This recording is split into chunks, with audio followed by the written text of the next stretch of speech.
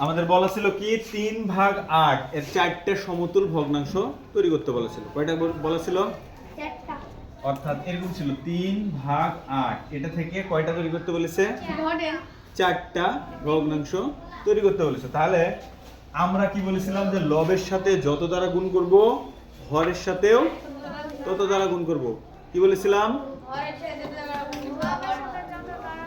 লবের সাথে যত দ্বারা গুণ করব হরের সাথেও ঠিক তত দ্বারা গুণ করব। তাহলে এটা তো আছে, তাহলে 2 দ্বারা যদি গুণ করি 3/8 এটা তো আছেই নাকি এটা নাই? এটা তো আছেই। এর সাথে কত গুণ করতে চাইছি?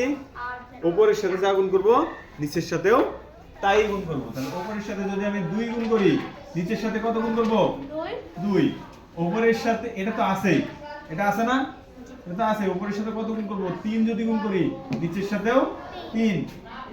উপরের সাথে এটা তো আমার আছে, তার সাথে উপরের সাথে যদি আমি 8 গুণ করি নিচের সাথেও কত গুণ করতে হবে?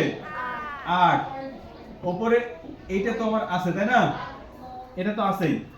উপরের সাথে যদি আমি 50 গুণ করি নিচের সাথেও 50 গুণ করব। কথা বোঝা গেছে? উপরের সাথে যত গুণ করব নিচের সাথে ঠিক তত দ্বারা গুণ করব। এই কথা বোঝা গেছে? তাহলে এবার একটু দেখো আমরা পরের লাইনে কি পাই? 3/8। এটা 3 দুগুণে কত? 6। আর 8 দুগুণে 16।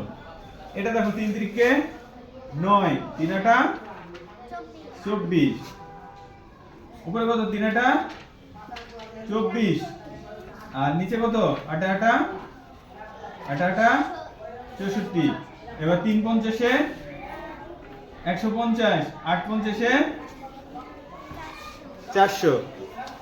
ওই যে আমি যখন আগের বার ভাগ করে দেখালাম না, ওই যদি ভাগ করে দেখো রেজাল্ট আসবে সেম, একই জিনিস আসবে। তার মানে এটা হচ্ছে আমার সমতুল ভগ্নাংশ। হ্যাঁ, কেমন করে বললাম বুঝতে পারোনি?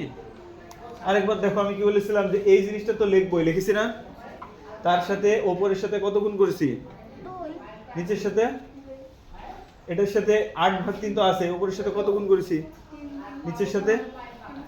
এবার এটাতে 3/8 তো আছে, এটার সাথে কত গুণ করেছি? এটার সাথেও। এটাতেও দেখো 3/8 তো আছে, তার সাথে কত গুণ করেছি? এটার সাথেও 50।